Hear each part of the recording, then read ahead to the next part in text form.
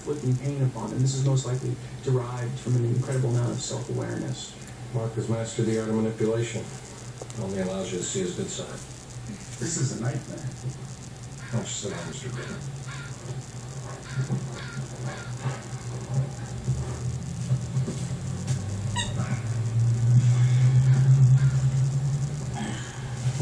You moved around a lot when Mark was growing up? Mark never complained. I guess it's because he was always good at making friends. He fit in wherever we went. You know he's been to Georgia. You know where else he might go? Any place he loved to visit, anywhere he called home. Well, we lived here the longest. We considered Florida.